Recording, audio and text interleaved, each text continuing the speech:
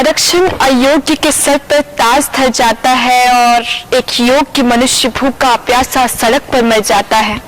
गुणविहीन शासक हो तो अनुशासन कैसे होगा?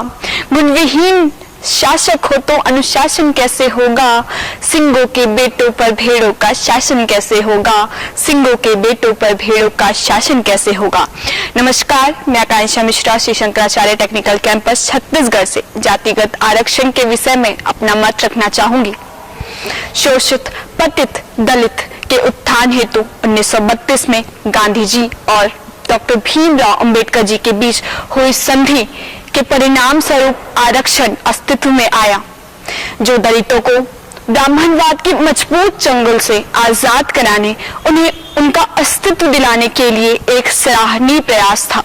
परंतु ये प्रश्न मैं सभा के समक्ष रखना चाहूंगी, क्या गरीब सिर्फ दलित है, सामान्य वर्ग नहीं? क्या पेट सिर्फ दलितों का है, सामान्य वर्ग का नहीं? क्या भूख सिर्फ दलितों को लगती है, सामान्य वर्ग को नहीं? फिर इतनी छूट दलितों को क्यों है, सामान्य वर्ग को क्यों नहीं? यही परिणति तो विचारणीय है।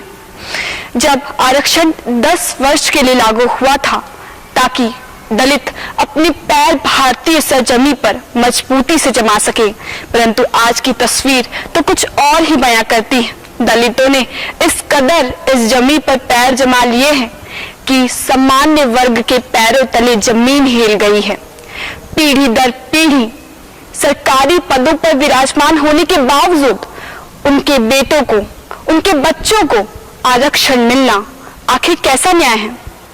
मैं ये प्रश्न पूछना चाहूंगी कि क्या सरकार उन्हें आरक्षण देकर उन्हें मजबूत बना रही है? नहीं, वो उन्हें कमजोर और विकलांग बना रही है। ये तो वही बात हुई कि जब आपको उन्हें चलना सिखाना था तब आपने उनके हाथों में बैसाखी पकड़ा दी, तो वो चलना कैसे सीख पाएंगे? आरक्षण को बरकरार रखना राजनीतिक रोटियां सेकने के अलावा मुझे और कुछ नजर नहीं आता। एक नई पहल, एक नई सोच, एक नए कदम की आवश्यकता है ताकि आरक्षण जातिगत नहीं आर्थिक तौर पर किया जाए। उन्हीं को आरक्षण का लाभ मिले जिन्हें वाकई में इसकी आवश्यकता है। एक डिजर्व इंडिया बनाने की आवश्यकता है, ना कि रिजर्व, जिससे हमें भी गर्व होगा कि वी आर डिजर्व इंडिया।